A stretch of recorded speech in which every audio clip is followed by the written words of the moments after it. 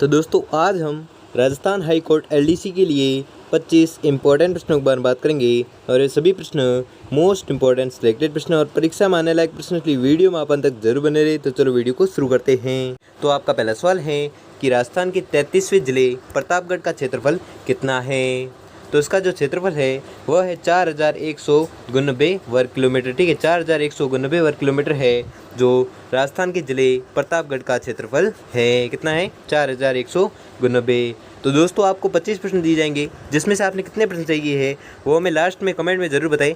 ठीक है, जिससे कि आपकी प्रिपरेशन का पता चलता रहे। तो अगला देखते हैं।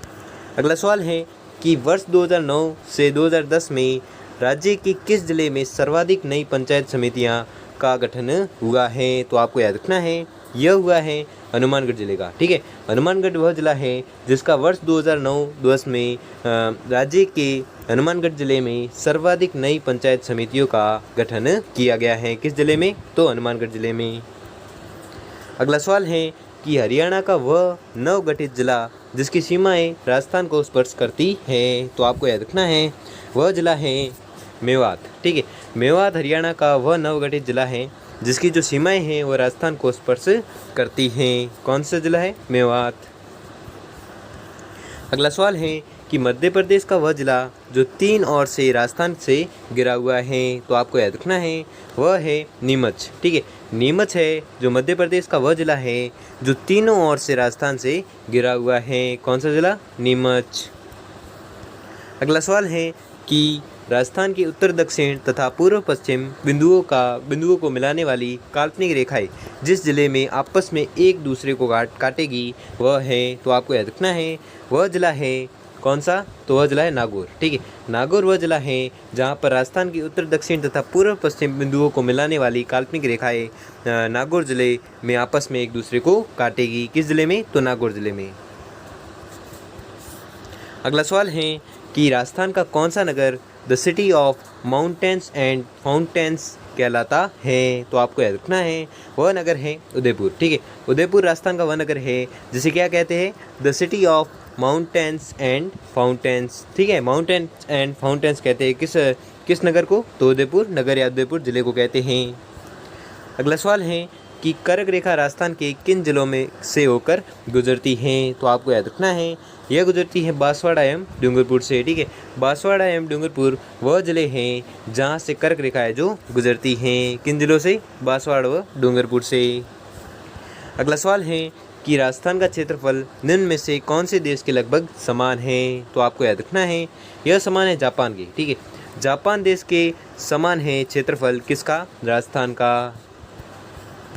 अगला सवाल है कि क्षेत्रफल की दृष्टि से राजस्थान के बाद देश के राज्यों का अवरोही क्रम है। तो आपको याद रखना है इसका जो अवरोही क्रम है वह है मध्य प्रदेश, महाराष्ट्र, आंध्र प्रदेश। ठीक है, मध्य प्रदेश, महाराष्ट्र, आंध्र प्रदेश है जिनका अवरोही क्रम है क्षेत्रफल की दृष्टि से। ठीक है, तो सबसे ज़्यादा जो क्षेत्रफल है वह राजस्थान का है, बाद में मध्य प्रदेश, फिर है महाराष्ट्र और लास्ट में है आंध्र प्रदेश। इनका जो क्षेत्रफल है वह सर्वाधिक है। ठीक है, अगला सवाल है कि राजस्थान की पाकिस्तान से लगने वाली सीमा की लंबाई के अनुसार जिलों का आरोही क्रम है। तो आपको याद रखना है वह क्रम है बीकानेर, श्रीगंगानगर, बाड़मेर एवं जैसलमेर। ठीक है, यह आरोही क्रम है किसका?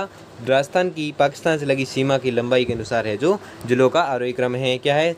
जो सबसे कम है वो बीकानेर की लगती है, फिर श्रीगंगानगर की लगती है, फिर बाड़मेर की लगती है और सबसे ज़्यादा जो लगती है वह जैसलमेर की लगती है। इसलिए आपका राइट आंसर हो जाएगा ऑप्शन नंबर ए। अगला सवाल है कि पाकिस्तान सीमा से सर्वाधिक निकट स्थित जिला मुख्यालय है। तो आपको याद रखना है वह है श्रीगंगानगर। ठीक है, श्रीगंगानगर वह जिला है जो पाकिस्तान सीमा से सर्वाधिक निकट स्थित जिला मुख्यालय है। कौन सा? श्रीगंगानगर। अगला सवाल है कि राजस्थान में पाक सीमा का सबसे करीबी स्टेशन मुनाबाव किस जिले में स्थित है। तो यह स्थित है बाड़मेर जिले में। ठीक है, बाड़मेर जिले में क्या स्थित है? राजस्थान में पाक सीमा का सबसे करीबी स्टेशन है जो मुनाबाव वह स्थित है किस जिले में? बाड़मेर में। अगला सवाल है कि वह जिला जो भारत पाक सीमा से मात्र 15 किलोमीटर दूर है। तो आपको याद रखना है वह जिला है जालोर। ठीक है, जालोर राजस्थान का वह जिला है जो भारत पाक सीमा से सिर्फ 15 किलोमीटर की दूरी पर स्थित है। कौन सा जिला? जालोर। अगला सवाल है कि मध्य प्रदेश के साथ राज्य की कुल कितने जिलों की सीमा लगती हैं? तो आपको याद रखना है, यह लगती है 10। ठीक है, 10 जो राज्य की सीमा है, 10 जिलों की सीमा है जो लगती हैं किस राज्य से? तो आपको याद रखना है, वह राज्य है मध्य प्रदेश। ठीक है, मध्य प्रदेश राज्य के साथ राजस्थान के 10 जिलों की सीमा है जो स्पर्श करती हैं। अगला सवाल है कि निम्न में से कौन से जिले की सीमा मध्य प्रदेश से लगती है? तो आपको याद रखना है, यह लगती है भीलवाड़ा की। ठीक है, भीलवाड़ा राजस्थान का वह जिला है जिसकी जो सीमा है वह मध्य प्रदेश से लगती है। अगला सवाल है कि राजस्थान एवं मध्य प्रदेश के बीच प्राकृतिक सीमा बनाने वाली नदियाँ हैं। तो वह नदियाँ हैं चंबल और पार्वती। ठीक है, चंबल और पार्वती राजस्थान की वह नदियाँ हैं जो मध्य प्रदेश एवं राजस्थान के बीच प्राकृतिक सीमा बनाने वाली नदियाँ हैं। कौन सी? चंबल और पार्वती। अगला सवाल है कि गुजरात की सीमा के निकट कच्छ के रण का कुछ क्षेत्र राजस्थान के किन जिलों में विस्तृत हैं? तो आपको याद रखना है, यह विस्तृत है जालोर और बाड़मेर में। ठीक है, जालोर और बाड़मेर राजस्थान के वह जिले हैं जिसमें गुजरात की सीमा के निकट कच्छ के रण का कुछ क्षेत्र है जो इन जिलों में विस्तृत है। कौन से जिलों में? जालोर और बाड़मेर में। अगला सवाल है कि क्षेत्रफल की दृष्टि से राज्य का सबसे छोटा संभाग है। तो वह संभाग है भरतपुर। ठीक है, भरतपुर राजस्थान का वह संभाग है जो क्षेत्रफल की दृष्टि से सबसे छोटा संभाग है। कौन सा? भरतपुर। अगला सवाल है कि राज्य की ऐसे 2 जिले जिनका क्षेत्र 2 भागों में बटा हुआ है। तो आपको याद रखना है, वह है चित्तौड़गढ़ और अजमेर। ठीक है, चित्तौड़गढ़ और अजमेर राजस्थान के वो 2 ऐसे जिले हैं जिनका जो क्षेत्र है वह 2 भागों में बटा हुआ है। अगला सवाल है कि अरावली पर्वतमाला का स्थानीय नाम है। तो इसका जो स्थानीय नाम है वह है आडावलो। ठीक है, आडावलो है जो अरावली पर्वतमाला का स्थानीय नाम है। ये बहुत बार पूछा जाता है। ठीक है, तो ये वेरी मोस्ट इंपॉर्टेंट क्वेश्चन है कि अरावली पर्वतमाला का स्थानीय नाम क्या है। अगर एग्जाम पूछे तो आपको याद रखना है, इसका जो प्राचीन नाम है या स्थानीय नाम है वह है अडावलो। अगला सवाल है कि निम्न में से कौन सा नाम जालोर जिले से संबंधित नहीं है? तो वह है कौन सा? सिवाणची। ठीक है, सिवाणची है जो जालोर जिले से संबंधित नहीं है। ठीक है, कौन सा नाम? तो सिवाणची। अगला सवाल है कि तोरावटी क्षेत्र किस जिले में स्थित है? तो यह स्थित है सीकर जिले में। ठीक है, सीकर जिले में कौन सा क्षेत्र स्थित है? तो वह क्षेत्र है तोरावटी। ठीक है, तोरावटी जो क्षेत्र है वह सीकर जिले में स्थित है। अगला सवाल है कि राजस्थान के लिए रजवाड़ा शब्द का सर्वप्रथम प्रयोग किया।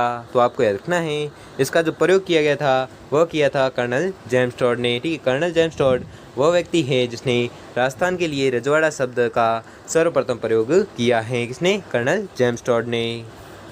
अगला सवाल है कि अरावली पर्वतमाला का आंतरिक आगम्य क्षेत्र कहलाता है। तो क्या कहलाता है? वह कहलाता है भोमट। ठीक है, अगर एग्जाम पूछे कि भोमट किसे कहते हैं तो भोमट कहते हैं अरावली पर्वतमाला का आंतरिक अगम्य क्षेत्र भोमट कहलाता है। अगला सवाल है और आज का अंतिम सवाल है कि निम्न में से कौन सा शब्द जैसलमेर क्षेत्र से कोई संबंध नहीं रखता है? तो वह शब्द है कुरु। ठीक है, कुरु जो शब्द है वह जैसलमेर क्षेत्र से कोई भी संबंध नहीं रखता है। ठीक है, तो दोस्तों आपको 25% दिए थे, जिसमें से आपने कितने % सही की है वो हमें जल्दी कमेंट करके जरूर बताइए। और अगर आपको वीडियो अच्छा लगा हो या आपके लिए थोड़ा सा भी हेल्पफुल साबित हुआ हो तो वीडियो को लाइक और चैनल पर नए हो तो चैनल को सब्सक्राइब कर लीजिए और बेल आइकन को प्रेस कर लीजिए जिससे कि वीडियो की नोटिफिकेशन आपको मिलती रहेगी। धन्यवाद।